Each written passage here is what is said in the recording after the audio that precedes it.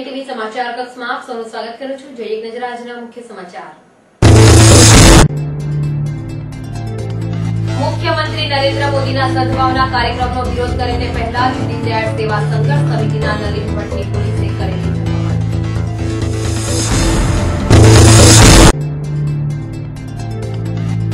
મહાનગર સેવા સદનની કોંગ્રેસ કચેરીમાં વિપક્ષી નેતા ચિન્નમ ગાંધી પર થયેલા હુમલા સંદર્ભે ભાજપ કાઉન્સિલર પ્રફુલ્લગીરી ગોસ્વામી સહિત 3 જણા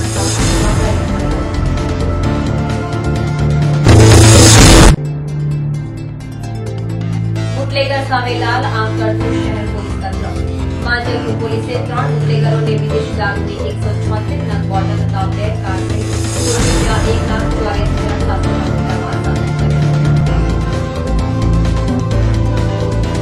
હવે જોઈએ સમાચાર વિગતવાર।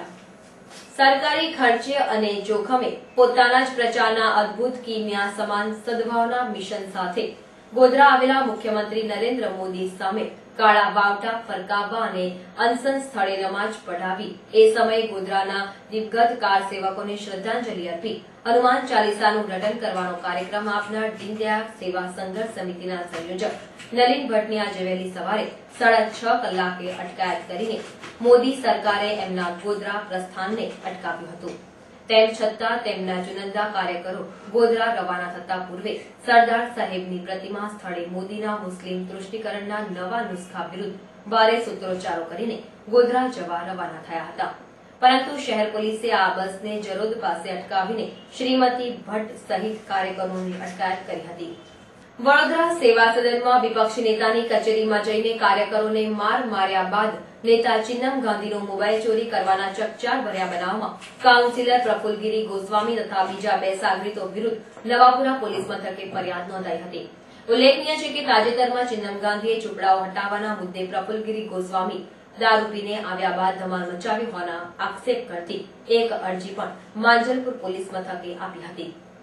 માંજલપુર પોલીસે બાતમીના આધારે ગત બપોરે સુસેન 4 રસ્તા પાસે વોચ ગોઠવી હતી।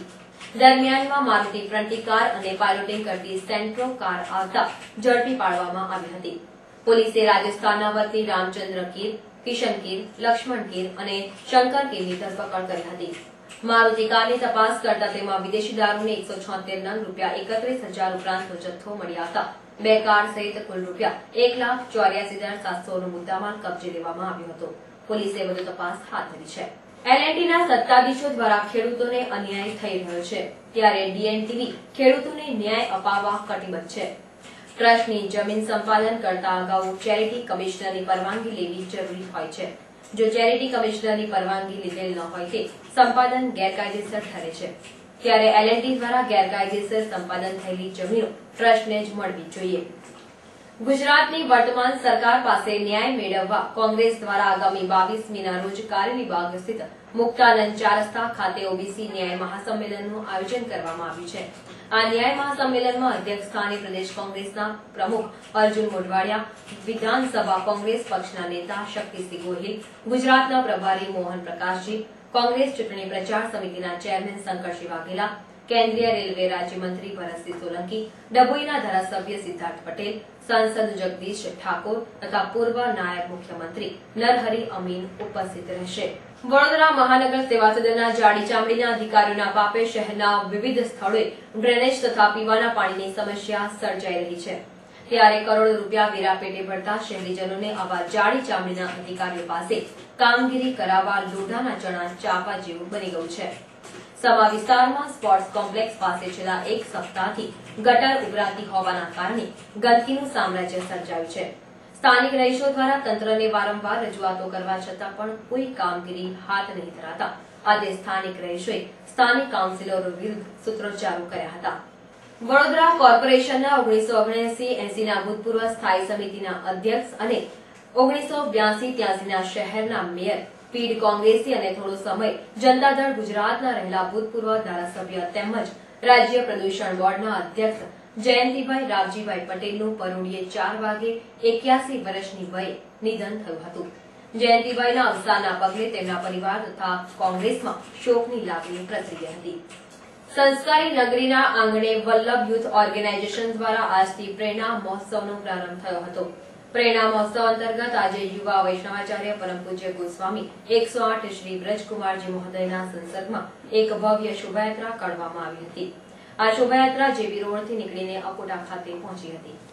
સર સયાજીરાવની 150મી જન્મ જયંતિની ઉજવણી થઈ રહી છે, ત્યારે આજથી સયાજી મહોત્સવ અંતર્ગત કારેલીબાગ પીએનટી મેદાન ખાતે ત્રિદિવસીય ક્રિકેટ ટુર્નામેન્ટનું આયોજન કરવામાં આવ્યું છે। વેટરન ક્રિકેટ એસોસિએશન દ્વારા આયોજિત આ ટુર્નામેન્ટમાં 14 જેટલી ટીમો ભાગ લેનાર છે।